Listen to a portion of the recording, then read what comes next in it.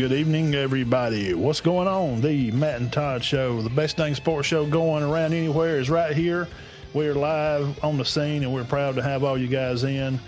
Show number 197. What about it, Dean? What's going on today? Well, today I'm going to be talking about the Missouri Tigers in the SEC East, and I'm also going to talk about the top 10 defensive backs in the country as far as college football is concerned. Got some Florida Gator talk coming in for you. I mean, what do you think about when you hear the Florida Gators about winning? A lot of winning. We're going to get into that, see how Coach Napier is going to have this season, go through the schedule, and some of the new coordinators from around the SEC. All that and a whole lot more. Come back and hang out with us.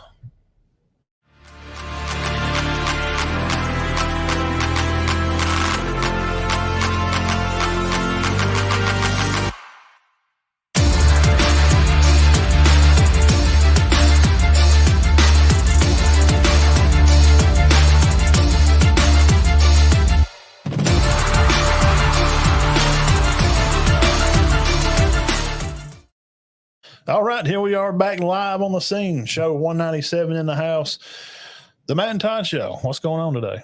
Doing pretty good. How are you? 197. 197. 3 more to 2, huh? We're going to make it there, guys, before you even know it. I hope so. Looking good. Looking good for us. We had a good media day last week. Had all the guys show up from around the county. We're glad we got to put that on again. 3rd annual media day. And again, thank you to all the sponsors that helped make that happen. That's a big deal, and it means a lot that we have people in our county that believe in the kids and the coaches to help us put that on. It went well. It gets easier. Yeah, for everybody. I mean, for the coaches, kids. I mean, they're getting used to it now. The first one there was a lot of just not knowing what to say. I didn't see much of that this time. Yeah, I thought the kids did well. Yeah, as that's far as going to their be answers. And it is, like you said, it just kind of gets a little easier as we go along. Mm-hmm. Jeff Anderson in the house. What is going on? Number one fan, Jeff, thanks you for being the super fan that you are. Hope you're enjoying your merchandise that we sent over there to you.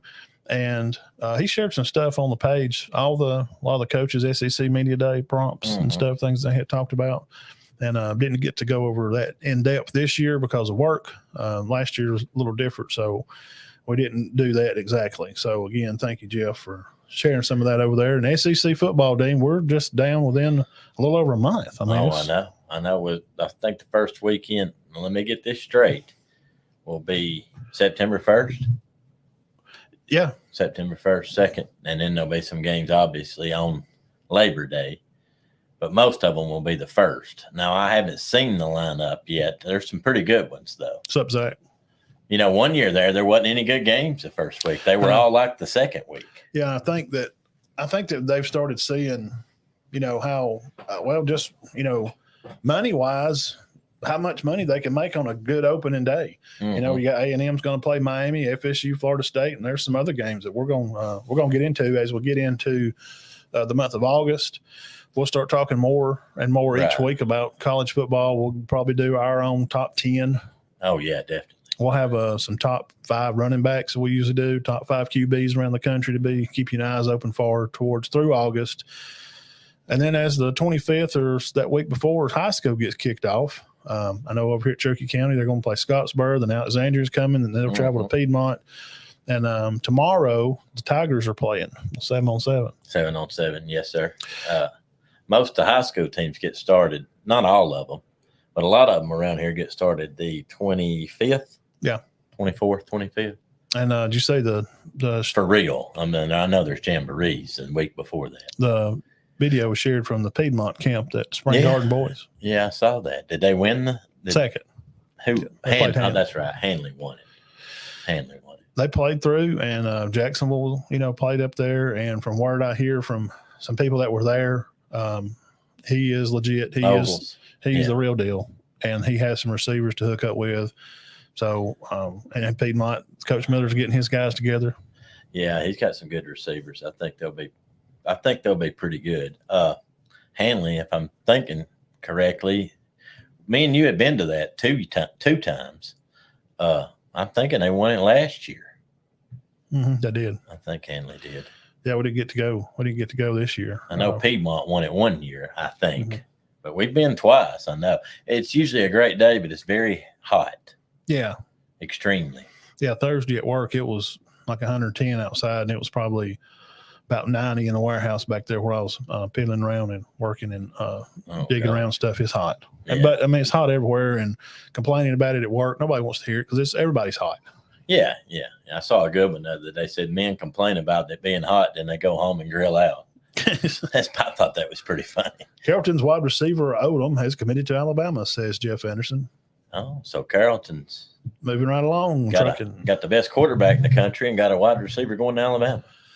And if that tells you something, they did not win the state championship in Georgia. If you think it's easy to compete over there, no, definitely not.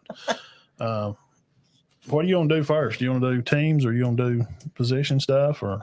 Well, let's go into the position stuff before we do. All right, tear off into it. Dean's going to look into just kind of take a number of top defensive backs and safeties around the nation to keep your eyes open for this year. Get your pad and your pencils and paper.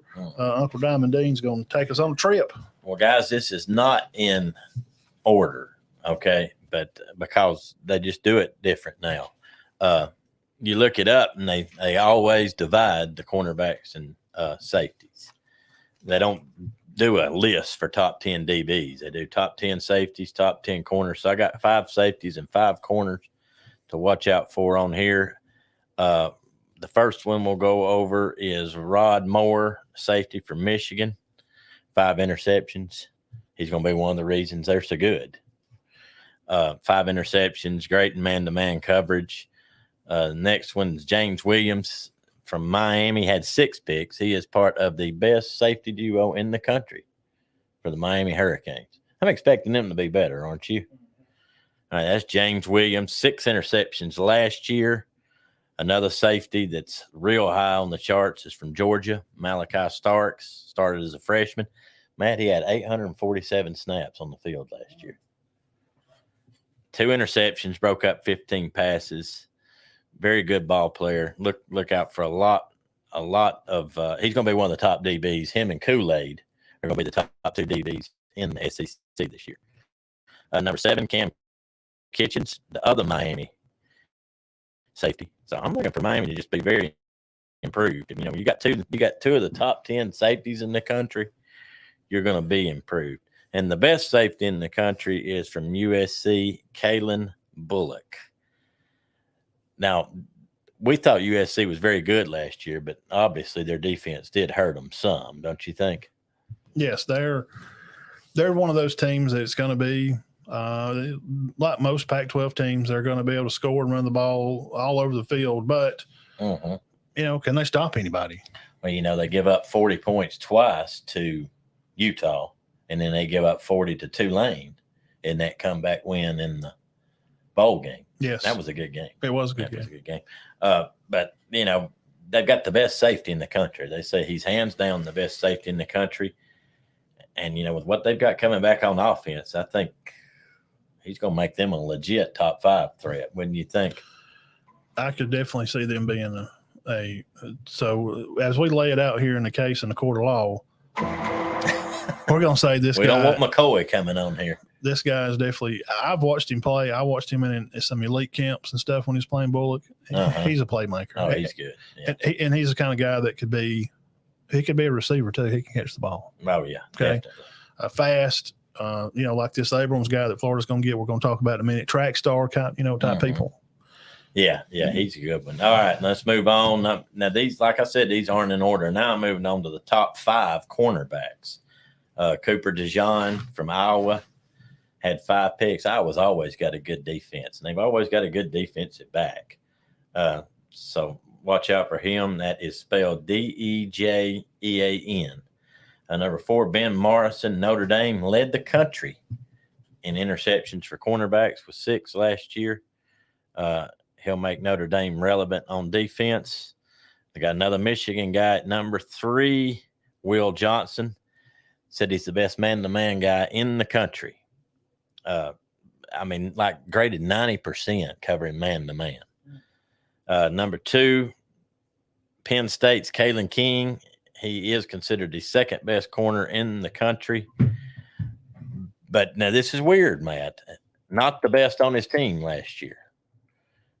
He's considered second best in the country, but second best on his team. I think they moved the other guy to linebacker. And number one, we're not being homers, guys. This is just what I read. I can't help. This was put out by USA Today. Number one corner in the country is Kool-Aid McKinstry. Homegrown boy right here from around the beautiful state of Alabama. 18 passes broken up. He only had like one pick, but he had two, but one got called back, and we know which one that was. That was against Tennessee, which we thought sealed the game.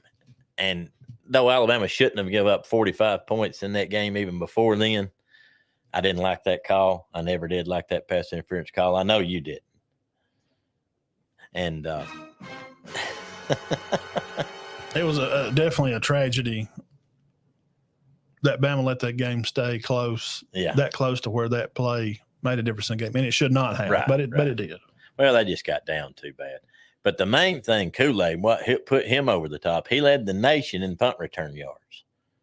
So not only is a threat, he broke up 18 passes, Matt, and he had 332 punt return yards, highest average in the country. So there you go. You got 2 from Michigan, 2 from Miami, 1 from Bama, 1 from Notre Dame, 1 from Penn State, USC, 1 from Georgia, and 1 from Iowa. If you'll notice, most of these guys, 90% of them, Iowa's not going to be a top 10 team. But the rest, Miami's probably not either. But 7 of the 10 are on top 5 teams. Can that defense of USC ask, can they play zone? I think can not just play man to man, but can they go out there and play zone? Which Coach Grinch at USC, defensive coordinator. Well, I guess the story's out. We'll find out. Well, I mean, that's what a lot of these guys. That's a good question, Jeff, because a lot of these guys are considered great because of their man-to-man skills. Yep. But Bullock, he's a safety. I'm sure he's a free safety a lot and he'll have a zone. But like Kool-Aid and this Will Johnson, I mean, they're considered great because of their man-to-man skills, not zone skills. Those guys, the one you mentioned there at USC, Bostrick. Bullock, yeah. Bullock. Mm-hmm.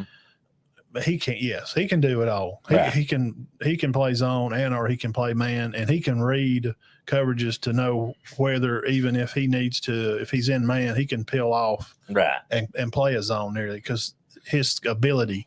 He's like that guy I've told you this story in middle school. We played man all the time. And we had a special player, and he wasn't guarding his man. And I was fixing to get on to him, and an assistant said, don't say nothing to him because he can do both. I'm like, he goes, nah. He didn't say it in a smart way. He's just like, I wouldn't say nothing to him. He's watching the quarterback's eyes, and he has time to get over to his man. Yeah. So you're saying Bullock's one of those guys. Yeah, that's I'll give you a 10-second Cedar Bluff highlight story from my illustrious career at baseball there. For local people know Tyrone Moore. Right. Tyrone was a few years behind me, and I was playing center, and I think he was in left or right. I don't remember. I think Charles Neal was vice versa on the other side. And, we just being the younger guys, we always will talk to them and to remind them of the fundamentals of playing outfield. You never make the first step forward when a ball leaves. You see it leave the bat. It's always first step back. First step back. Yes. You can adjust and run up to the ball. Well, like these corners we're talking about, this Bullock kid, he can do whatever. Like Tyrone, he made a step to the ball. We were playing somewhere, and I'm like, he's burnt. Well, no, because he turned around and took off, and he's so fast. He stepped up and then turned and ran and still caught the ball. Yeah. I'm like, that's not fair. If I did that, I'm burnt. Oh, yeah, most 99% of people. Yeah. That's an error. Get him out. Yeah, but see, he could do that. He could make a small, adjustment on the fly that quick and still make the play. Well, this is how Bullock is. But make no bones about it. Miami has the best secondary in the country, according to this article. But McKinstry, top corner in the country. They say that's not even close, to be honest with you. Yeah, he is. And Bullock, hands down, top safety in the country. And, you know, I haven't heard anything about a USC defensive player for quite a while, so I found that was interesting. Yeah. Yeah, that's good. That shows his ability to recruit still the area. And, you know, Coach Riley he's cut his teeth in. He's got a Heisman winner at quarterback, I think. Right. And their schedule is not too terrible. This will be their last year to play out there with the Pac-12, and they'll be making their way out to the Big Ten next year. Yeah. Yeah, well, I mean, you got two positions locked down there with the best player, quarterback and safety. The quarterback on the other side of the ball. Quarterback on the other side of the ball. Yeah. So you two. So, hey, you know, that's pretty good. That's pretty good. And what do you think? I mean, with Miami having the best safety duo in the country, is that gonna make a difference? Yeah. Yes and no, and it does evolve. I mean, the game of football in general, it's not going to evolve around one player. We know that. But when you have those kind of problems, it's good to have a problem when you got two of the better safeties in the country. And usually those guys are probably from around there, Fort Myers, you know, Fort Lauderdale, you know, Daytona areas, or you know, those guys come out of their areas in high school, and they are good out of high school. So, yes, it can. Yeah, sure. It could help. Two of the top five, and it don't hurt. No, Jeff, I hate to mention this, but there's Michigan with two of the top 10 DBs in the country. I read something on them on Twitter this morning. They have a great squad of D-backs this year. I mean, Jeff, that can't be good news for an Ohio State fan. Yeah, because is Michigan ready to win one? I mean, I'm just going to put it out there. Well, they've you know, 2 years in a row they've taken care. They got better last year. I mean, they were better last year than they were the year before when they played Georgia. I think Khaki Pants I think he's getting comfortable in his own skin in the playoffs. Right. That first year as you go, man, you're just so surprised. And he had that Hutchins kid that was supposed to be the greatest thing since sliced bread. Yeah. Georgia destroyed him. His name was not ever even called in the game. And he does great in the pro. He did great this year in the pro. I don't know if he's just nervous. I don't know. Georgia might have been that good. Well, they was. I mean, they won it, and they won it again the next year. You know, so I mean, I think it's both. So yeah. I still say Michigan should have played. I mean, you know, you don't have those two pick sixes that McCarthy threw, who didn't throw interceptions all year. But he's getting pressured like he's never been pressured in his life. Yeah, I mean, you win the game. That's true. He probably has flashbacks of that still. Oh gosh, you know, the only bad game he had all year. That Georgia defense you know, it is what it is. People know that now. Looking back, we can go, well, yeah, they were great. Well, now I don't think. All right, and I know I'm going off in a rabbit hole here. Michigan beat Georgia in the championship if they hadn't made it. I don't think so. Me personally, probably not. Yeah. No. It would have been closer than 65-7. Yes, I agree. Yeah. But I do think that Georgia would have still prevailed. But, Matt, that's pretty much your DBs. That's the best ones. And like I said, most of them play on the best teams. Oh, that's just how it is. The rich get richer. Yeah. Speaking of rich getting richer, Coach Freeze at Auburn they're plunking right away. And they're bringing in the kids. They definitely got plenty of transfers moved in, and transfers don't mean it's going to be an automatic bid to be successful. To make a playoff. So let's just be calm about that. And I did hear a comment on Twitter from a page that could Georgia and Auburn have the same record this year? No. Auburn don't have the players. It's not even close. Auburn hadn't recruited they ain't even recruited a top 10 class in 5 years. I think they had like the 7th class was the best that Gus ever did there. And Bama's coming off one of the best classes ever recruited in the history of college football. Mm-hmm. They're freshman on class scene this year.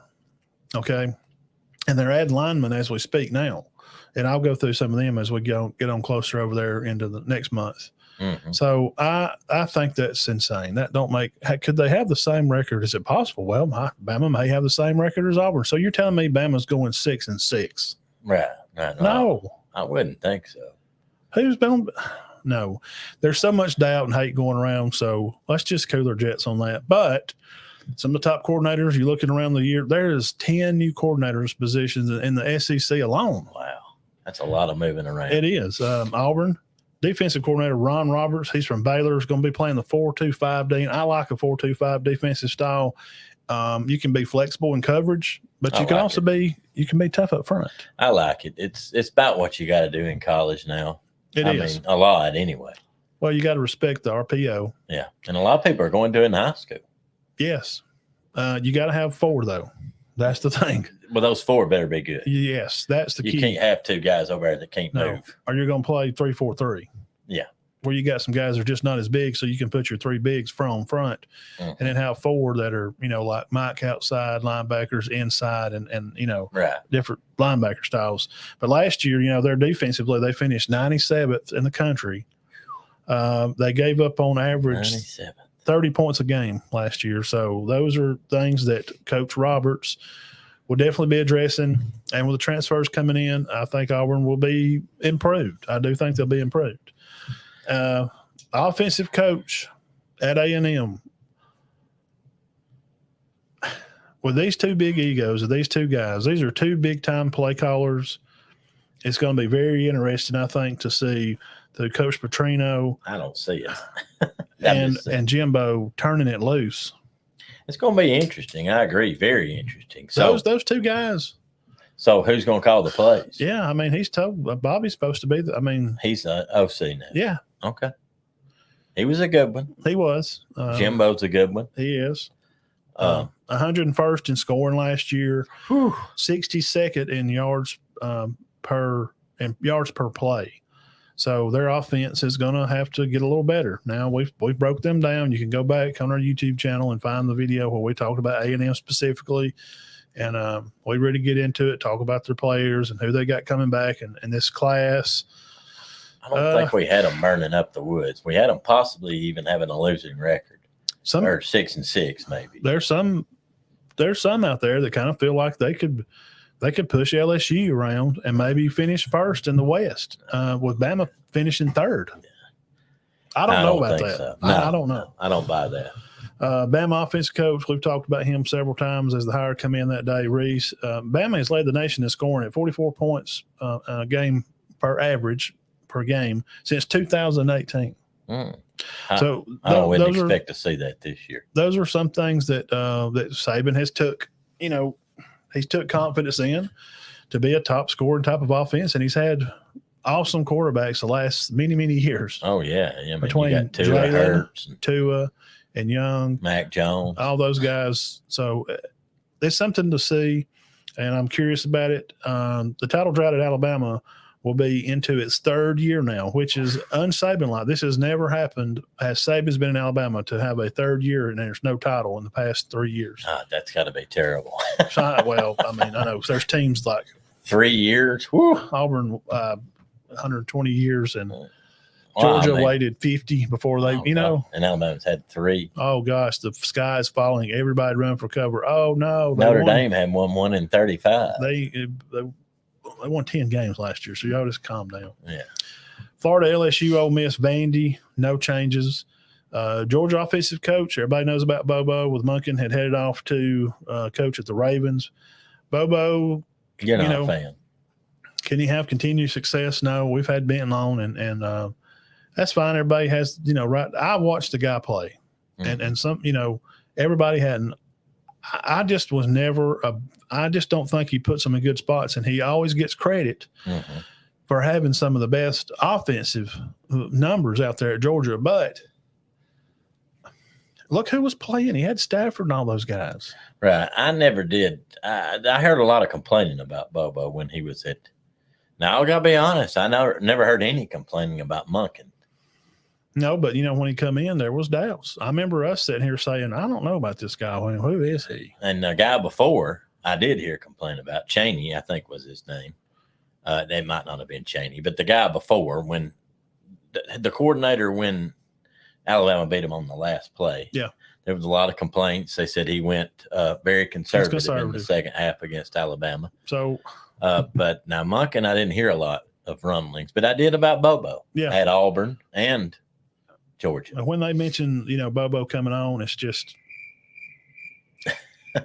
I don't get it.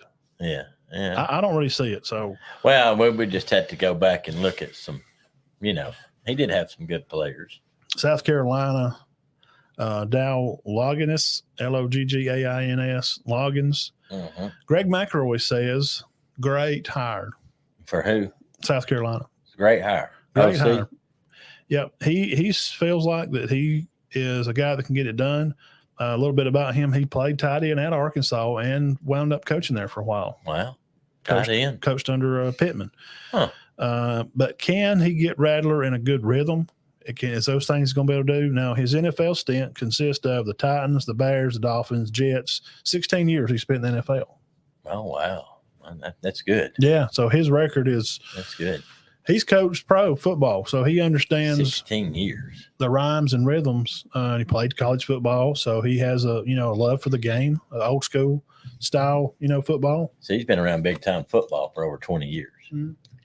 Yeah, I have to agree with McElroy. On paper, it sounds like even just with that, not even knowing anything else about him, it sounds like a good hire. I think Greg said he made him his first year coming out of Alabama. So he said, I've known him for 15 years or so, and I think it's a great hire.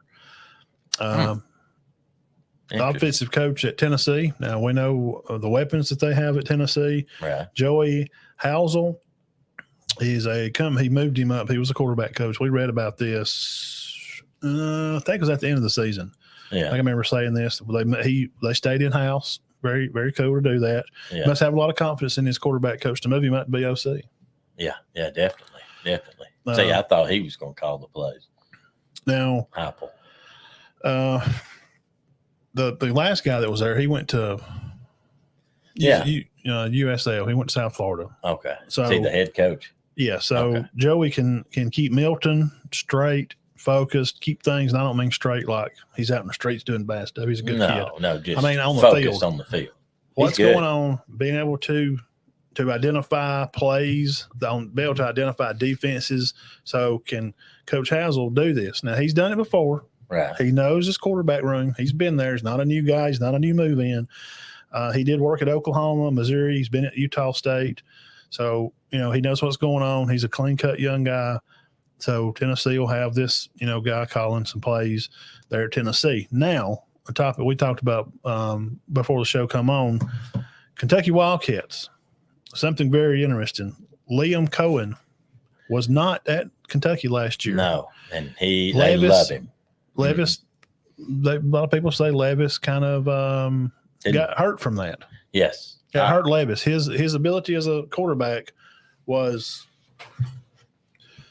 didn't reach its full potential because of Cohen not being there. He left. Well, guys, guess what he did? He went and won a Super Bowl ring. Right. With the Rams. Right. Coach Matthew Stafford. Was he their quarterback coach? Yeah. Help call plays. Because the head coach, McVay. He's a good play caller. Oh, yeah. So they probably collabed on some stuff, and he probably just worked with the quarterbacks more. So I think that's going to be a good – he said quote, it's a better family atmosphere at Kentucky. He enjoys having his son being able to come out on the field. I watched a video of him talking. He likes where in the NFL, you can't have your wife and kid around the locker room. Right. Where at Kentucky – the players are high-fiving this little boy, and they pick him up at practice and, run around water cups on their head. I've seen some videos. They have fun. They can have fun with this kid, and he likes that. And he's excited to be back. So after a one-year stint, and also we need to add this, 105th offensive ranking last year. They were bad. Was North Carolina State. Oh, okay. And what does that have to do with Kentucky, Matt? Dang, tell them what it has to do with Kentucky. Well, their quarterback is now Kentucky's quarterback. North Carolina State's quarterback. Well, he got hurt, but the year before last, he was their full-time quarterback all year. Devin Leary. Now, can they take the 116th ranked last year offense of the Kentucky Wildcats that Levis is leaving behind? 4,200 total yards last year for offense. So can the 105th ranked offensive quarterback come to the 116th ranked 4,200 yards? Can he come and make a difference? I say with Cohen and him and Leary together, yes. That's 300. That's just a little over 300 yards a game. I think he can. Hey, I think he can make a big difference. He's the man now. Hey, you talking about Love up there? I'm talking about Cohen. Yeah, your people, your family, people all enjoy him. Well, everybody you talk to, oh man, well, Liam Cohen's gone. Dang, Liam Cohen's gone. We need Liam Cohen back. Well, I mean, the proof's in the pudding. You can go back and watch and see for yourselves last year. 4,200 yards, 116th ranked offense in the land. That's bad. That's 320-something yards a game. I know on that sounds like 320. That's good. Not for college. It's not. No, it should be. Now these days, you better be hitting 500. We're talking about rushing in and passing now. Well, We're talking Alabama about during this 44-point a game span, Alabama's average 450, I'm thinking. Probably 475 or maybe 500. Yes, you're right. Yeah. And I don't even know if that's not best in the nation. I mean, well, you know, that's what that stat I just read off. You know, Alabama has the top scoring offense since 2018. Mm-hmm. And so, you know, LSU in there, Burr, and that year he did, they still was it. Yeah. I think they averaged 560. It was ridiculous. Yeah. But you gotta at least be getting 400 a game. You better. Yeah. On average, no doubt, 400. Now. But he's the best of all those you've named, I think. Yeah. Coordinator positions, the guys we're talking about there, they all are going to have their positions to fill. But probably most excitingly, we could put a check by Cohen coming back to Kentucky, and he's going to get to coach Leary from North Carolina State. That's big. With you saying that, I might have to repick how I think they'll do.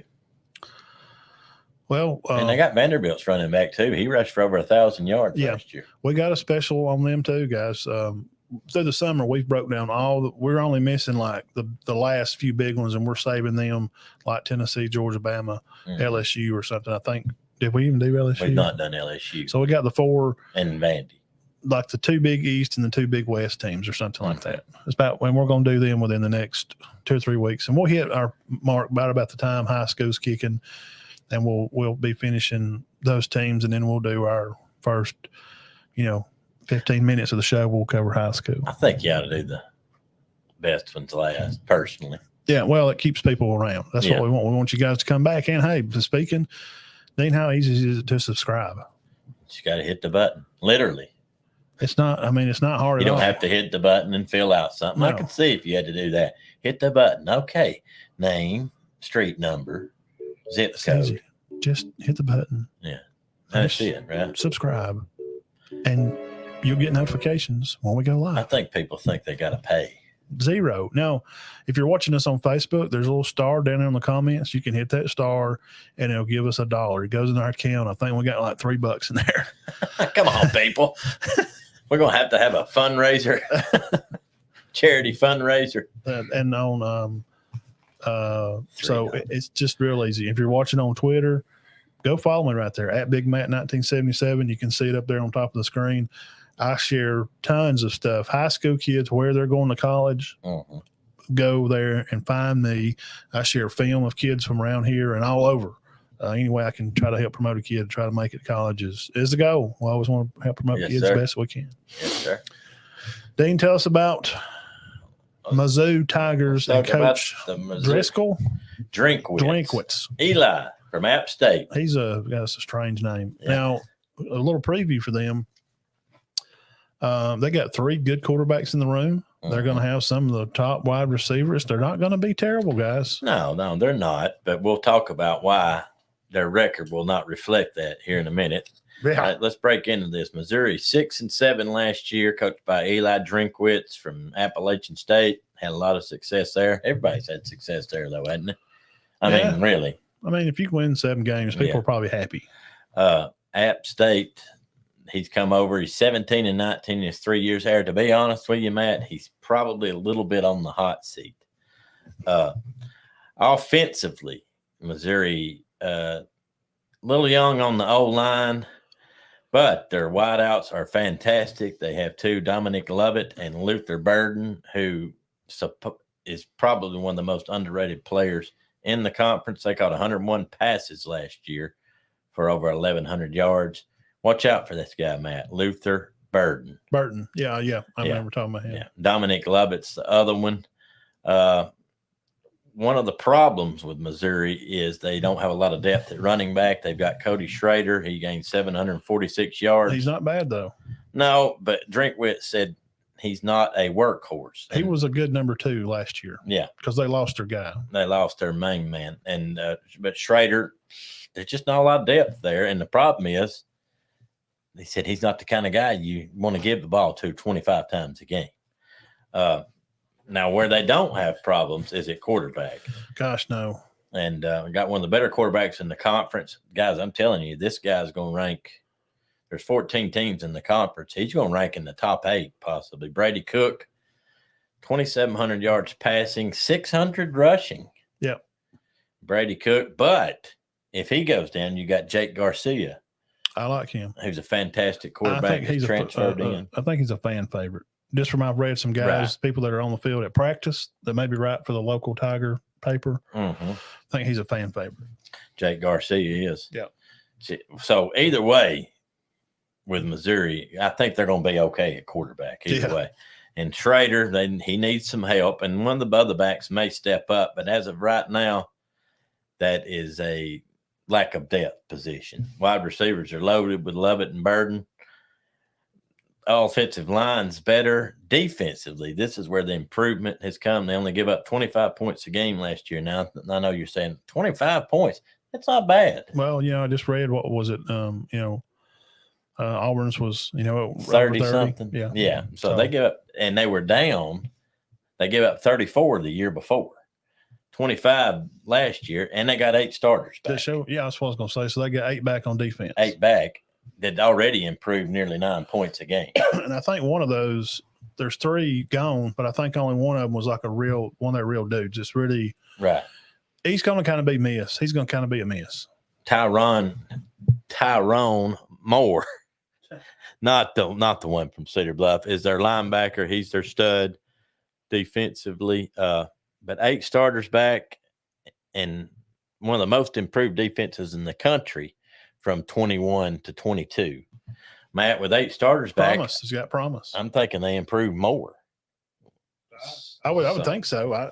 You would assume that. You would assume that. Now, you're hearing about how good Missouri's quarterbacks are, how good their defense is going to be, their receivers, line's not bad, not a lot of depth at running back. Sounds like they might have a good year. Matt, pull up that schedule right quick. Here's the problem, and this is the reason I do not think Missouri will do any better than they did last year. And we got to give them credit now. Do they not have one of the toughest schedules in the country, Matt?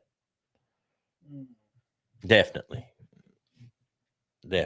All right. So they start out with South Dakota. We're going to give them a win on that one. All right. And then what we got? Middle Tennessee. That's not a give me, is it? I don't know where they're at. I don't know where. I think they'll win that. I don't know where Middle Tennessee is as a program. I think that they could definitely win that game. So let's just give them 2-0. Well, who they got after that, man? Podcast listeners, guys, Saturday, September 16th, their season really, really kicks off. They'll be playing the last year's Big 12 champs, Kansas State. And his name is John C. And it could be terrible. Where is it? It is at Missouri. Okay. Well, it's not John Cena, it's Kansas State. I'm going to say if they win that game, they might end up having a decent year and end up being bowl eligible. But they got Kansas State, then they turn around and play, Matt. Who they got after that? They got Memphis at home. Okay. Memphis at home. Yes. And then they will be at Vandy, who's not terrible. Then starting the month of October, LSU will be at home the 7th October. Then they're going to travel to Kentucky. Then they're going to host South Carolina. And then the worst team of all, Idle, is going to be very hard. That's number one team in the country. But the worst part of any of this, look at this. Okay, now starting November, I just said. Look at their slate up there earlier. I just said starting October, they got LSU, Kentucky, South Carolina. Okay, yeah, easy peasy. Back to back to back. And then Idle. Yes, which is unbeatable. Then starting the month of November, people, podcast listeners, November 4th, they will be at Georgia, host Tennessee, host Florida, travel to play the Fighting KJ Jeffersons, which is going to have a very electric offense coming back. It should have a good offense. Yes, they've lost some guys, but and that time is at 3:00, the at Arkansas game. I think that's about the only time. The first game is August 31st for you Missouri fans, 7:00 SEC Network. They'll play Middle Tennessee at 6:00 SEC Network. And they will play the defending Big 12 champs that Bama had defeated in the bowl game, September 16th at 11:00. Again, SEC Network, all your coverage that you'll need to start the season for Missouri. Matt, they're going to have to pull some upsets just to go 7-5. Let's click on who we think. Which ones do they win? Okay, I don't think I'm going to have them going 3-1 going into Vandy. Okay. So I'll have them 4-1 after Vandy. They beat South Dakota. Yes. They beat Tennessee. They beat Middle Tennessee. I think they lose to either Kansas State or Memphis. I don't know which one. Okay, we'll say they lose. We'll say they beat Memphis. Okay, 3-1. All right, they beat Vandy. We think. I'm just putting that there. I don't know if they will or not. Now, these next three games, LSU, Kentucky, South Carolina. Let's give them one of them. Maybe South Carolina? Because it's at home. Okay, we'll give them South Carolina. It's at home. That's 5-2. Now, we're marking our wins here in blue, podcast people. We got them winning, how many so far? 3 so far? 4. No, 5. Okay, 5 wins so far. So they need to win one more game to be bowl eligible. Mm-hmm. Now they have Idle. Then starting the month of November, the dreaded back end of the schedule, they go to Georgia, not a win. They host Tennessee, not a win. Then they got Florida and Arkansas. They win one of those games. They win one. That's just to go 500, Matt. To go 500. We'll say they beat Florida because it's at home. So that's 6 wins. They beat Florida, South Carolina, Vandy, Memphis, Middle Tennessee, South Dakota. So they're only going to win 3 conference games. 2. I'll just be honest. No, 3. Vandy, South Carolina, Florida. This team could play good ball and go 4-8. I'm predicting them to go 5-7. Their schedule's too tough. I don't think they have the firepower to live up to it. I do think they will pull some upsets, but they may also get upset sometimes. I mean, Vanderbilt's a catch game because, it's right in between Memphis and LSU.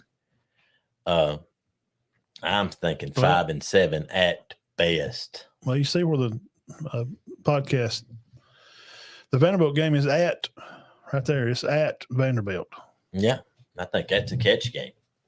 And because you're looking ahead. We're going to talk about, Vanderbilt too at some point. We'll probably get to them next week. We may do Vandy and Tennessee together.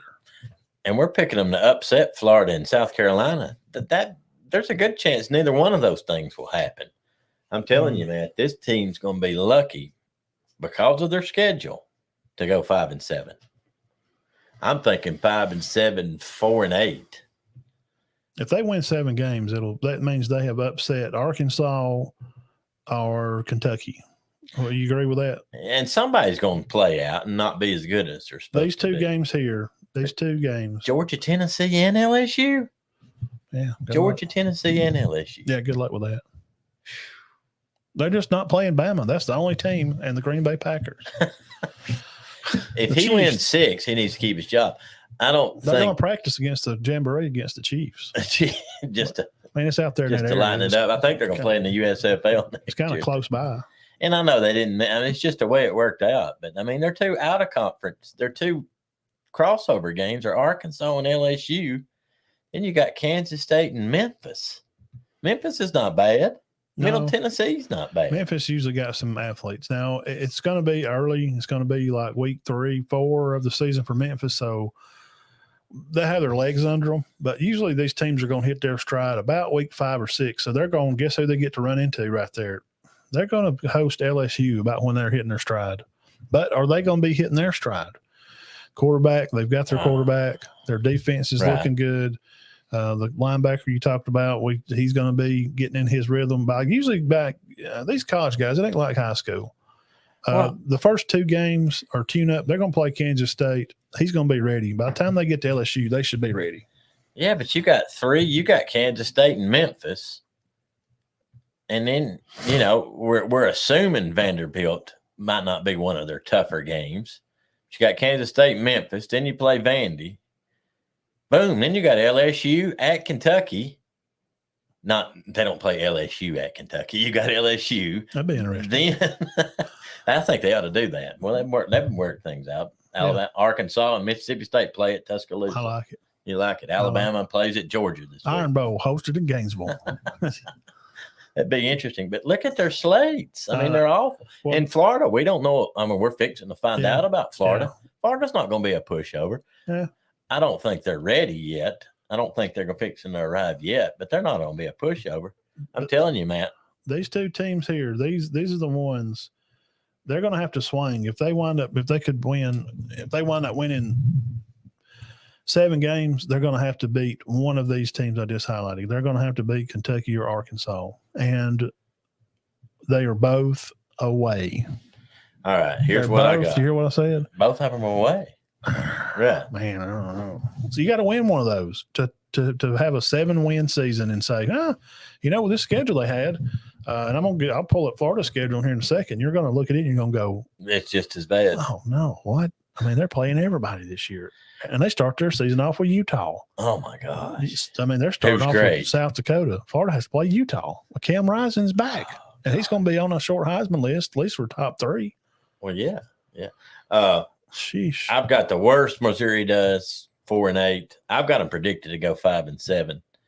And the best, the absolute best. I know you're like, well, you predict 3 different things. Yes, we got our prediction, what they do at best, and the worst they do. And at best, no matter what happens, they do no better than 6-6. Yeah. I don't think no improvement. I mean, record-wise, they may be an improved team, but their schedule's brutal for them anyway. I don't know. It's not a real easy schedule if you're the New England Patriots, is it? I mean, look at it. If that's Alabama's schedule, that's tough. That's tough. If they run 6-6, that'll be his 3rd year down. They'll keep him around. If he goes 6-6, they'll keep him. But I'm afraid if he goes 4-8 or 5-7, they're going to get rid of him. I don't know that it's fair. It's not fair. Look at this schedule. It's top. The top is not terribly heavy, but guys, you're playing the return Big 12 champs. Okay. Well, let's just look at it. They play 1, 2, 3, 4, 5. They possibly play 6 ranked teams. 6. Yeah. 6 top 25 ranked teams throughout the year. Maybe 7. Yeah. Because Kentucky, they got them ranked 24, and I think that sticks. And Tennessee and Arkansas, they're going to wind up being a top 20 team. I don't think they're going to be great because I think they lost too many people on offense. They lost a lot, yeah. And their defense is revamped, and it should improve because their defense was bad last year. Arkansas was, but they just lost all their playmakers. They just got Sanders and Jefferson. Yeah, they don't have a lot of experience around them, but their schedule's awful. I mean, that may be. I guarantee you, that's top 10 toughest schedule in the country. Maybe top 5. Yeah. But I think it's the timing of it. You got Georgia, Tennessee back to back. You got LSU, Kentucky, South Carolina crammed right together. Yeah. No days off. Hashtag no days off. Yeah. Terrible schedule. I think they'll go. I think what'd you say, 6-6 at best? Oh yeah, I'm giving the guy a lot of credit. They'll keep him around. If he wins 6 games, they're not running him off. I wouldn't be shocked if they go 4-8. They might not get rid of him if they go 4-8. They go 3-9, he's gone. But they could go 3-9 with that schedule. I'm sorry, they could go 3-9 with that schedule. That's tough. Terribly tough. All right, now we're going to get to hear about your team, the Gators. Good Lord, man. Their schedule easy. No. You know, when I say Florida Gators, what does most people think about? Do you think about Spurrier? You think about old Rivas, 1971 class. Think about Grossman, Yeah. Werfel, Tim Tebow, Yeah. Steve Spurrier, player and coach, won a Heisman there, 1966. Meyer. Think about Meyer. And of course, Urban, what a fantastic job he done. We just rewatched one of the 96 Tennessee Florida game before we come on. We was down here shooting the breeze in Studio 1B. Yeah. And down here in the basement of New York City. Well, we got our field reporters out getting all this information. Yeah. And again, we're live here in New York City in the basement of one of the buildings up here. Empire State. We think winners. They were winners. 96, 06, and 08. Yeah. Definitely had great runs. Last year they go 6-6.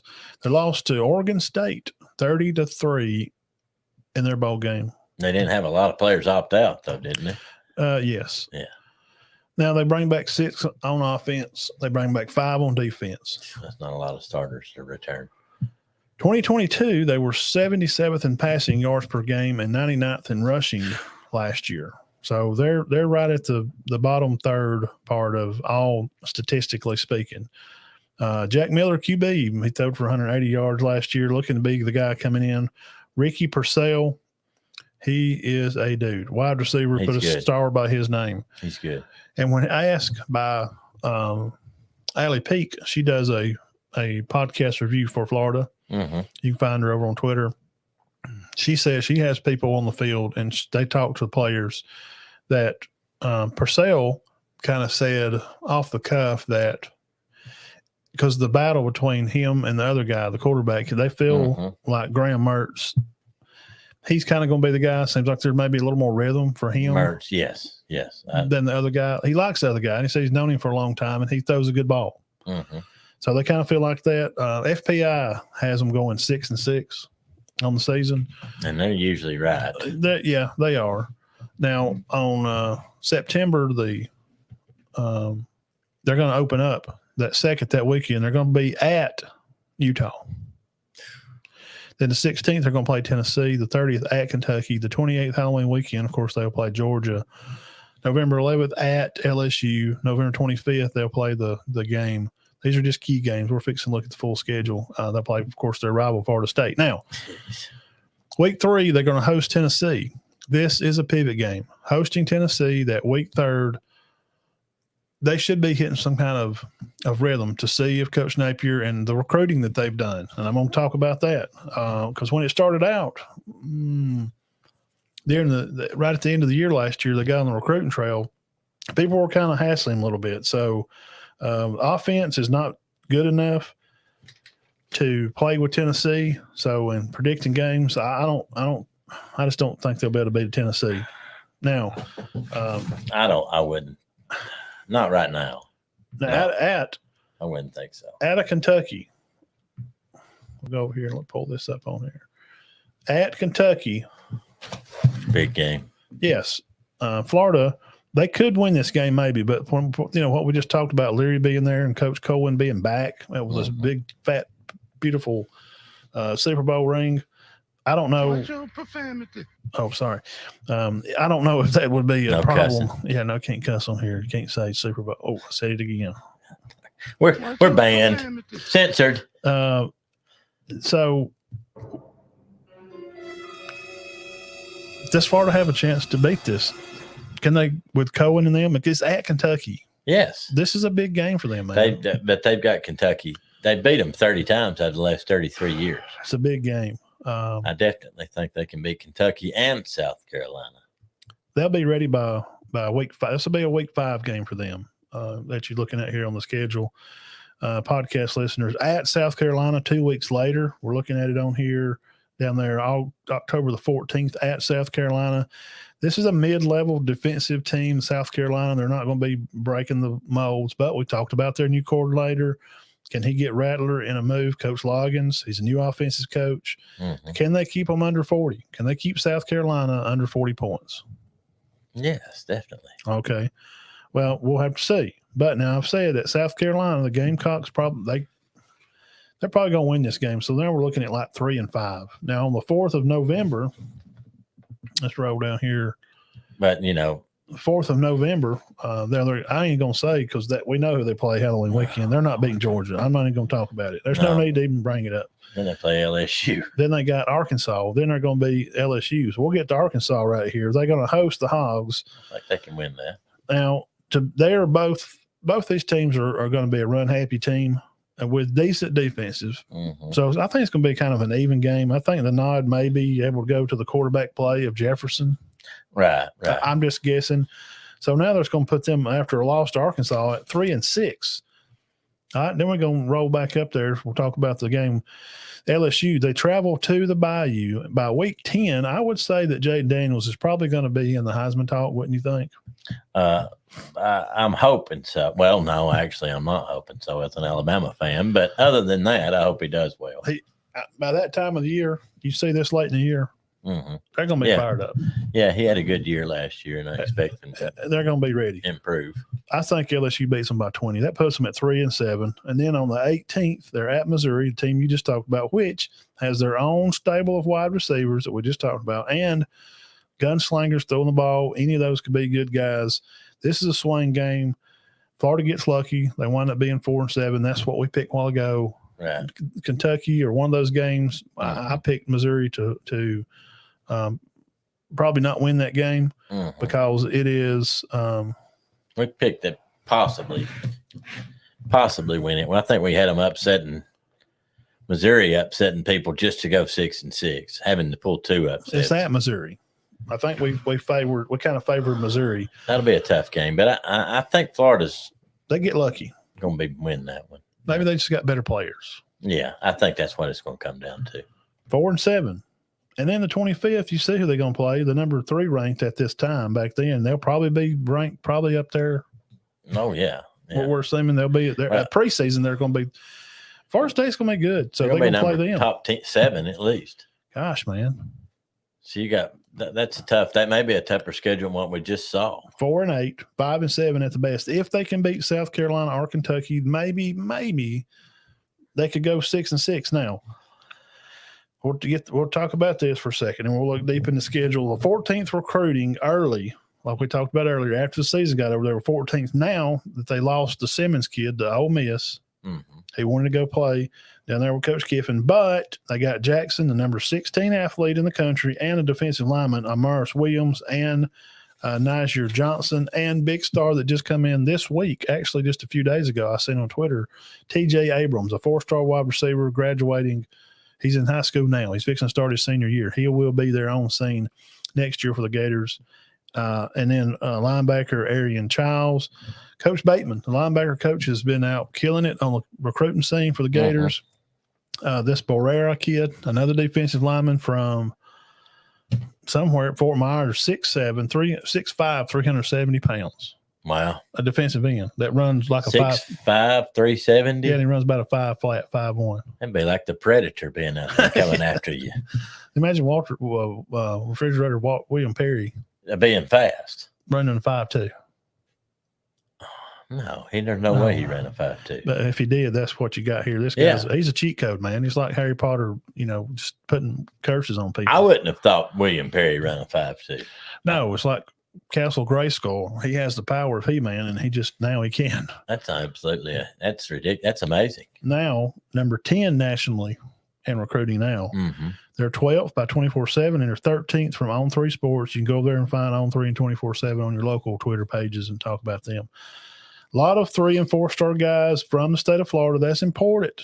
Very, because that's where the best players come Billy from. the Kid, coach, that means he is recruiting his area.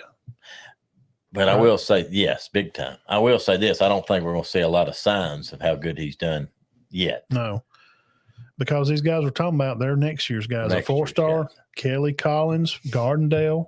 He signed last summer in June, 6'5", 278. Kids from Gardendale. We were talking about earlier, I'd love to see Florida get back pretty good. Well, but I'm looking at that schedule, Matt, and you got them what? You predicted 5-7. Guys, Show me the top of it again. We'll have to Show me the top. I don't think they did beat Utah last year. I do not think it'll happen again. Let's pull up our beautiful highlighters here. They're going to beat McNeese, Charlotte. They may upset Kentucky, beat Vanderbilt, maybe, and South Carolina. I don't know. They could. I'm thinking 6-6. Okay. At best. We're going to highlight wins. Okay. We'll say they well, crap. Okay. We're going to say they beat Utah. Okay. You going to think they're going to beat Utah? I don't think they'll beat Utah. I don't know if that's the same team, even with Rising. Not again, I wouldn't think. Utah's loaded. Okay. But, I mean. We'll say they beat McNeese for sure. They beat Charlotte 49ers. Gosh darn. It's at Gainesville. I'll give them a win at Gainesville over Vanderbilt. I'm going to pick them to beat Kentucky, but you don't have to. No, okay, they beat Kentucky or South Carolina one, did they not? You think possibly? One of them. I'm not saying both of them. I don't know, man. I'll say they'll. I'm sorry. Say they'll beat South Carolina. Yeah, that'd be a win. So, gosh, that's tough, man. I just don't see them. Cohen, these guys, they got me fired up. Kentucky's got me believing after reading all that stuff today. Oh, yeah. So we'll say they beat South Carolina. Did they beat Arkansas at home? That's still just going to be 6. Arkansas beat Missouri, maybe. I don't know, man. I've got them 5-7. That's a maybe. We could mark a squiggly line through that one. Gosh, 1, 2, 3, 4, 5. Maybe they're gonna have to do something stupid and hope that they can. Ain't no way they beat Kentucky and Tennessee. It's just not happening. And we don't even know if they're gonna beat South Carolina. That's 6-6. That's 6-6 with upsets. Ain't no way. They're going. I had them winning 5. That's what I had. I've got 5. FPI had them winning 6. I don't know where this Missouri. That'll be the toss up. The team that we just covered. So, the game is at Missouri though. Yeah, which is home court in favor. Not home court, home field, but it does help. Helps in football for sure. Well, basketball too. Because you don't want to play at the Swamp. Everybody knows it's crazy. It's loud down there. The way the end of the stadium's built down there, that wall, it's crazy. So that's why I picked them to beat Arkansas. They got them at home, and see, you gonna go to the Bayou? It's at LSU. I'll bet that game's gonna be why is all their dang games away? Look, go up for a minute. Look, South Carolina's at South Carolina. Kentucky's at Kentucky. Oh, man, that's a brutal. That may be worse than Missouri's schedule. Let's see. They are. Can they beat Tennessee? Okay, here's their away games. They're at Utah, at Kentucky, at South Carolina, at the Bayou. I don't think they're going to beat Florida State. Can they upset their rival? No. Okay. Matt, they could go 4-8. You got 4 tough road games. It's going to tell a lot how the old Traveling Billies is going to be first game. They can go 4-8. Are they just going to be the laughing stock of the SEC? Are they going to be the worst? Title of this video is Best and Worst. Missouri. Is Missouri going to have a better record than Florida? I think they may be even. I don't know. They could. One game. Yeah, and both of those, like we picked to be the Kentucky. Florida may go 6-6. I don't think. I've got Florida and Missouri going. Missouri's flip game is Kentucky. Under 500. Right. Yeah. Missouri, that game we think maybe, and then we got this one right here, guys looking home. Podcast listeners, we got squiggly line right through Missouri. That's their it's there, Is this? Well, whoever wins that may get bowl eligible. But, I mean, look at their Florida State and Utah. It's their 2 out of conference games. I mean, both of them going to be ranked in the top 15. I'm going with 5-7. 6-6 at absolute best. The only way they're going to get 6. They're going to have to do something crazy. Like, who? Guys, we've got a lot of teams in the conference not having great records, but I'm trying I don't know how they can. Okay. Let me throw it out here. I'm just saying that. I'm Tennessee, TriStar. If you're watching on Twitter, I appreciate you. You know, Third game of the year. It's at Florida. Now, they've already had McNeese, and they had their fun little time. Now, the big dogs, a rival for the ages, the Vols and the Gators that evolved back from Peyton Manning and Danny Warfel, showing out on each other right here. Does this, by any way, is there a possibility that this game right here, being at Gainesville, is this the game that gets them bowl eligible?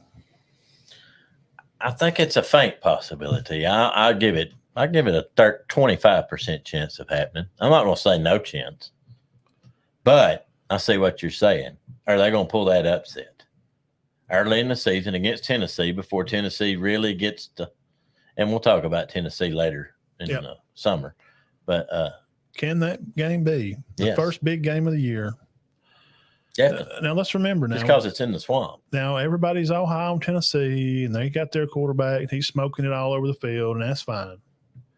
Everybody can think what they want to, but they did lose some good receivers. Burge, 4-8 for the Gators. He said 5-7, like we did. 4-8, 5-7. Okay, he don't think that Tennessee. He don't think Florida can score enough to beat them. Tennessee needs to be as sharp due to the humidity at the swamp. Yeah. Well, I'm just saying they don't have all those pieces back. Now they moved their offensive quarterback coach up to offensive coordinator at Tennessee. Right. They'll be better on defense. And let me make sure I read this right. I'm pretty sure I said you're basically saying Tennessee's not going to be as good as they were last year. Yeah, and that team there. Yeah. No changes. Right. Does that mean anything? Yeah, it could. I mean, they could pull that. I mean, they got all their coaches back. Yeah. They only got 5 That's coming familiarity. back on defense. They got 6 on offense. That's not a lot of starters coming back, though. But guys, we have so many quarterbacks new to the SEC, all over the place, except Daniels. You don't want to hear how many starters you bringing back. 11. That's not good. You want to hear 15, 16. Yeah, out of 22. 14. Remind you that. Yeah. 11. That's not good. Is there a chance? I don't think so. I mean, yes, a small chance. We could fall out on the floor if they do. But when you hear this old sound, cue up. I love that music. Mm-hmm. Don't that music make you think of it's Saturday morning? You know, I worked hard yesterday and I got up, got to sleep in a little bit, get up about 9. Yeah. Go cook your pig pan, a hamburger helper, and your buddies is coming over. I lived over in a trailer, you know. Yeah. It's good days. I love Saturdays during college football. That music, man. Yeah. And this is the 96 game we're listening to. CBS. I don't know, but I'm just saying, is there an awful chance? Is there an awful chance that this team that we're looking at here, we're looking at this is 96 game, that rival can be back this year in week 3, right there on the schedule.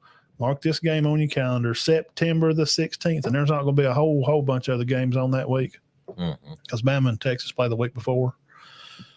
So right there, at the swamp, it's going to be going nuts. It's going to be loud.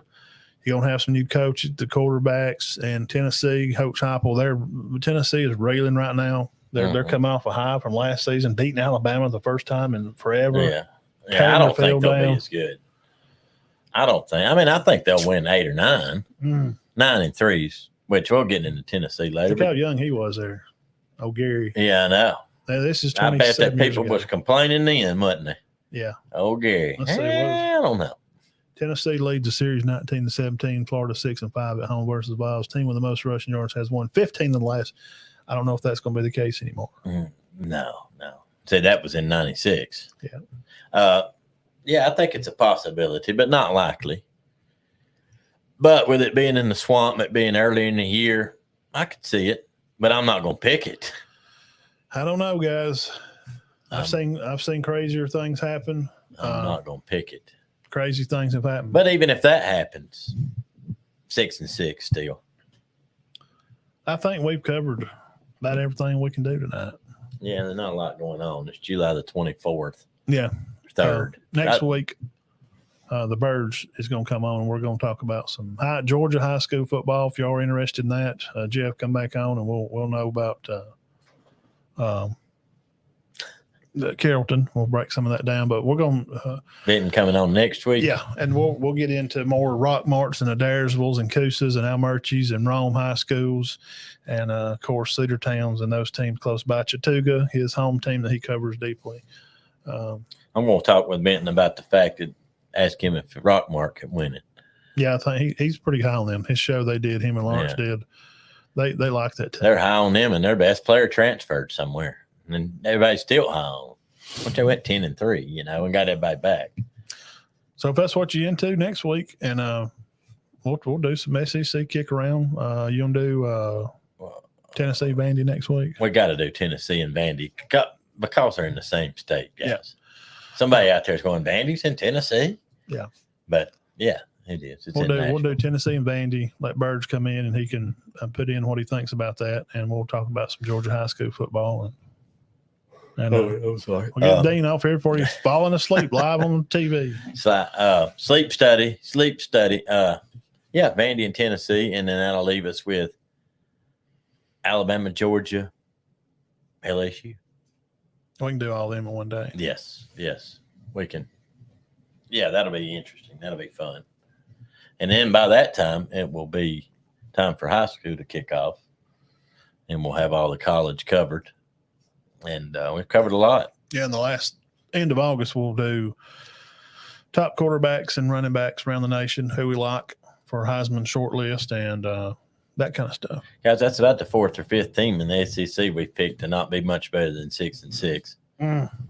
I just don't see it for their records. I mean, I don't think Arkansas, South Carolina, Florida, Missouri, Vandy, Texas A&M, I just don't think any of them guys are going to be very good. Kentucky may be okay. And we're assuming because of Cohen being there. Yeah. And Leary, from North Carolina State. And we like him. And with an awesome offense coordinator, we think Kentucky's probably, you go back on our YouTube channel. It's back a few weeks. I did a big spot on Kentucky. I pulled out that segment. Got a nice thumbnail there on it. And it had a lot of views on that one. Probably had 200 or 300 views on that one. 2 or 3 views. Oh, 200 or 300 views on that one. We think Ole Miss will be good. Not Mississippi State, though. On that video I pulled on that one we done, I pulled them all out and posted them individually. I don't think it got about 100 views, maybe. Really? People were really interested in Kentucky, and people were big time. The A&M spot we did about Jimbo and them, we did a big spot on them. It got like 700 or 800 views. Well, here's one thing about it. One of these teams we're predicting to not be very good is going to be fantastic and just come out of nowhere. But we don't know which one. Who's it going to be? Last year it was LSU. And there's going to be a team that we think is going to be good that's not going to do nothing. Last year it was Texas A&M. Who's it going to be this year? There's going to be one. Somebody that's supposed to be good is not going to be good. I think it's Tennessee. And somebody that's not supposed to be good is going to be fantastic. It may be Florida. I'm thinking it's going to be Ole Miss. Okay. You think maybe Tennessee? No, you're not. Well, I'm not talking terrible. No, they're still winning 9 games. Yeah. And you think it's going? If it could be anybody, it could be Florida. Yeah, they come out and win 8 games. They upset Tennessee and the Gainesville. We just watched that whole highlight reel 96. I'm just telling you. Now, I'm not picking Florida to beat Tennessee right now. The case is still out. But don't. Oh, go ahead. Don't freak out. You know who I think is not going to be as good as advertised? LSU. Why do you think that? I don't know. I mean, I've just got a feeling. I just don't know if they can be any better than they were last year. I mean, they were good, and you go they've lost some players too. But I mean, they got a lot back. Well, there's a lot of expectations, and like I said, I don't think they'll be bad. That if I had to pick an East and a West, this is our last year, that I would pick LSU to be the underachiever for the West. Yeah. Yeah, and I'm not saying that because they're favored to. They're just putting a lot of pressure on them. Well, a lot of people is kind of picking them to kind of win the West again. Mm-hmm. Go back and look at their schedule. See the games they played. They played some close games, and they've lost some of those players. And you're assuming because Daniels is back, he's the only one back in the conference. Really, does that mean he's going to be good because he's the only one back? I mean, I think they're going to do well, but I don't think they're going to be as great as everybody thinks. You may think his numbers would be better because he's the consistent quarterback because he played last year. But here's the part I'll back Dean up on. I have a feeling when I watched the Kelly interview on the media day, I just had a feeling, and I think it's a psychological, just deep thought there. Subconsciously, I just don't think Kelly is a great coach. I don't think it has nothing to do with it. I mean, me personally. I think to me, it has to do with him. I don't think he's just not a consistent coach. He got lucky to even beat Bama last year. They had their heads up their butt and they didn't play well. Because it didn't feel like Bama lost. It just felt like LSU won. It just felt like Bama lost. Does that make sense? Yeah, it was a weird game. Yeah. But they've started out with Florida State. They don't have the easiest schedule in the world. No. So West underachievers, I'd say probably LSU. We're just guessing. We're just killing some time. Tennessee in the East. We need to get off here anyway. Yeah. And for the East, I'm gonna say Tennessee be underachievers. Now East overachievers. You picking Florida? I think Florida.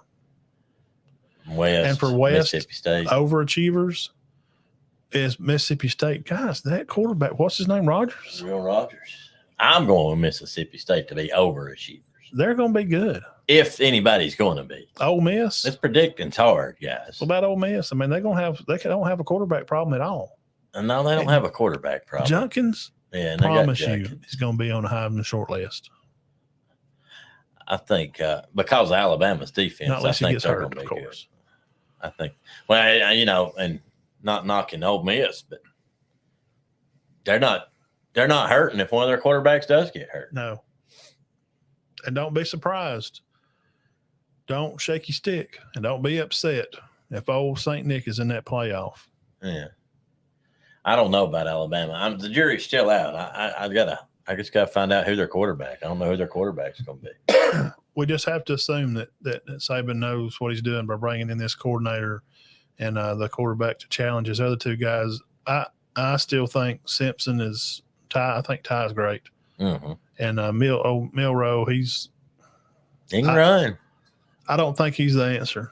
Yeah. Yeah, well, they need a good quarterback with the receivers they've got. They got some pretty good receivers. You got Bond, Brooks. Bond and Brooks are the main two. And defensively, those ends. Oh, and they still got Trey Burton. It's all the B's. Yeah. And Bond and Burton and Brooks. And there's one more.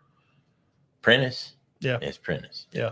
Those four good receivers. And their defense, I don't see nobody scoring 40 on Alabama. I'm sorry. I just don't. No, I don't see it. Unless the scheme's just bad. I just don't see it. So there's our under and overachievers with East and West, and we'll probably poke back at that bear again. We'll get bitten on here, talk about that. Yeah. All this is just we don't know. No, it's predictions. He's not sold on the quarterback at Tennessee either. I'm just saying. Well, no, I think he's good. I just don't know that they're going to be as good all around. They don't have a height. But I'm a science-minded guy. Okay, I love biology and science. You have to have a testing, a measurable. Mm-hmm. Okay, you have to have something to go by, and our testing sample size in science, as we would call it. Have you heard that word? Sample size. Mm-hmm. It's small. And when you're going to do statistics and do reasoning and have theories, like I did a theory on string theory one time, I did a paper on it. You have to have a large sample size. Well, there's been a lot of other theories on string theory. So I had a sample size of large to go back and look at a lot of other scientists to try to prove my point right or wrong. Mm-hmm. Guys, what do we got with this guy? What do we know about your quarterback, Tennessee? We've seen him play a game or two, and then in that ball game, he lit it up. He did against Clemson. They beat Clemson. But how good are they? They're not beating the door down. We're talking about Florida State probably winning the ACC. Possibly. Mm-hmm. So, and we're just predicting. And we could be wrong about all this. And Shane from Hey, what's going on, everybody? This is that SEC podcast. What are you doing, you old homer? Who's that? Shane from that SEC Oh, podcast. yeah. He was on Feinbaum the other day at the media day. And Yeah, he's kind of odd, though, his introduction. it is. It's funny. He does it to be funny and do get attention. Mm-hmm. But he's not dumb. He said, he told Feinbaum, and Feinbaum like fell out of his chair. He said, Saban is not got his fastball anymore. They'll be lucky to win 9 games, and A&M wins the West. Mm. I don't know why anybody would overpick A&M. I mean, everybody looked goofy last year picking them in. Bobby and Jimbo, this connection, a lot of people feel like that connection is going to be great. Yeah, but who's their players? I mean, they've had some good classes. Yeah, but a lot of them left. Half of them did. We'll have to see how they. I don't see them winning. That's a pick, and that's his pick, and he's been doing this picking college football as long as I have. So, his opinion. I don't see it, guys. You got to have players. Of course, you always have a breakout player. We didn't know who Jalen Hyatt was before last year, and look how good he was. Best receiver in the conference. Yep. You know, you're always going to have breakout players, but you can definitely not predict. Like you said, science, all we can go is by what they got. We don't know that they have some freshman that's going to be the greatest freshman in the history of college football. You can't predict that stuff. No. You can have people had an idea about Bo Jackson or Herschel. Well, how many people predicted Georgia to win it in 80? Ain't nobody predict Georgia to win it in 80. Probably not. This Herschel Walker might get some carries this year. Mm-hmm. You know? Yeah, because you got to remember, Notre Dame was coming out of a tear in the late 70s. Alabama hadn't splashed the scene yet, and Bo was still in high school. But what I'm saying is, we had a show like this in 1979 or 1980. We're going to be sitting there going, yeah, this Walker kid might get some in the rotation for Georgia. Well, he was the rotation. Yeah. Like 30 carries a game. Mm-hmm. Emmitt Smith did the same. Bo Jackson, pretty much the same. I mean, you can't predict that stuff. And some of that may happen, you know, with some of these freshmen. We'll have no idea. Jeremiah Cobb at Auburn from Montgomery, you know, he could. He's going to get on the scene. He'll get some carries this year at Auburn. I don't know. But Junkins will rush. He'll be the leading rusher in the conference. We would assume. I don't know that anybody can predict who's going to be good before they get there. I mean, really. Emmitt Smith was not supposed to be as great as he was as a freshman. He didn't even start the first game. Yeah, he was setting high school records, though. Yeah, he was. 400. He had like a 500-yard game high school. He had like 9,000 yards rushing in high school. Ridiculous. And that's not even counting like backyard ball. That's just Chet Richardson broke his record. Yeah. Dang good show, everybody. We appreciate y'all coming by. The best dang sports show going. 197, man. Come back next week, show 198, and come hang out with us, and we'll dig back in this, and we'll do Vanderbilt, Tennessee, and we'll have some other news. Not a lot going on right now, but we can do top 10 linebackers. Yeah, I didn't want to get in Northwestern coach Fitzgerald. Yeah. Fitzpatrick. Fitzgerald. Fitzgerald. Did he done? Yeah, they fired him for some allegations of some stuff that he's supposed to knew about, some hazing things that went on there that was part of the college. Did they fire him because of that or because they didn't do well last year? Well, I'll leave that up to y'all. Y'all can discuss that. I didn't even want to. I could have brought that topic up, but I just didn't think it. Everybody's talked about it, and I just didn't really kind of want to. You don't think nobody out there in the states going, God, I wish they talked about Northwestern. McGough, I don't know. The quarterback at the Stallions. Yeah. The Packers picked him up. Oh, okay. It's pretty interesting there. Braves did win today, I think 4-3. Also, Braves beat the Brewers. There's some other news going around, and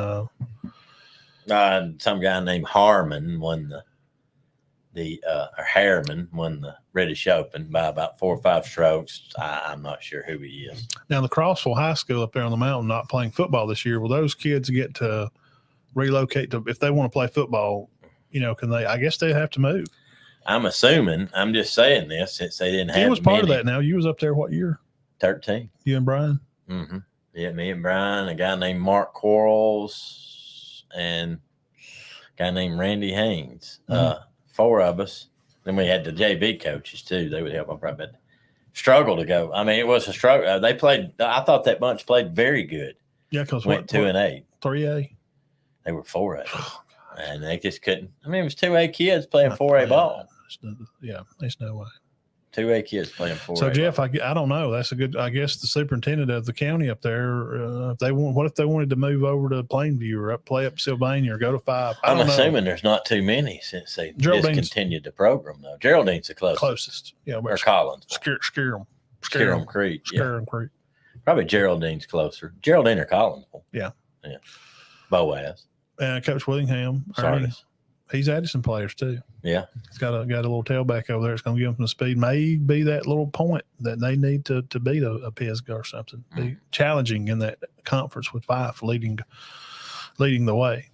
Yeah. Right. That's not 2 words you want to hear. 3, 5's in your conference. 4 words. Oh man. But I mean, there's going to be. Yes, We can't be saying this forever, of that. but it can go on for quite a while. Teams of that conference, Sandrock, they participated in the Piedmont camp, played some younger guys, tried some different scheme stuff. Looked good as the day went on. Right. As the day progressed, they would try this and move this around here and move that up there, and so they got better as the day went on. So Coach Heath and staff and Coach Short and Coach Bates, we like all those guys. Oh yeah, Love Coach Bates, all the old school guys over there and his wife. They do a good job. So Spring Garden again, congrats to them for making it to the championship game. They ain't beating Hanley. How are they supposed to beat Hanley? Them guys, how many they dress? 80, 70? They dress at least 60 players before they school. And Coach Pope's a good quarterback. And Strange does Chapel. kind of jobs he do at Hanley. He does good. I'm a fan. He does a great job. Good. High intensity. Boy, he loves to win. He's focused on his players. Yeah. He gets fired up. Yeah, he goes to bat for him. Yeah. He does a good job there. And hey, look, that region, Jacksonville, Anniston's added players, that's going to be tough. So Spring Garden to make it down there in the camp to play them, hey, Right. 7-on-7's good. I think I heard they lost on an interception and then something else. Hanley won't get the ball back. So, hey, and tomorrow, if y'all want to run by Cedar Bluff, 6 o'clock, LD Bruce Field, swing by and stop and pull in and shoot the breeze with me. Dean will be there signing autographs, signing babies' heads, and that's what we do. Arms, legs. Yeah, legs. Love it, man. Lower leg. 198 next week. 198. Come back and hang out with us. What was that? Was that Ricky Bobby signing baby's head? Yeah. Yeah. He's an idiot. Go watch The Offer, and if you ain't seen Tulsa King, tune into that. Oh, is it good? Very good. Y'all go tune in, and I'm going to kill this and grab something to eat and get ready to go to bed and get up and work tomorrow and then try to go over to Bluff tomorrow evening. Yeah, that starts at 6. I don't even know who's going to be there. We'll just have to go find out. He said. He told me, but I wasn't. I mean, I was listening, but section. There was 278 people at the Quick Mart. Was it section? No, that's her. It may be. It may be section. Okay. All right. We'll see y'all next week. Show 198 will be here, and we'll break down some more college football and more interesting news. Who knows what may happen. Thank y'all again, and shout out to Coach Short. Prayers for him and his family. Yes, sir. We're thinking about him. We love Coach Short, and hope things just get better. I mean, that's all you can do. It's a tough situation when you lose a mate that you've been with so long. So, and your mom, you lost your uncle. Mom lost one of her brothers.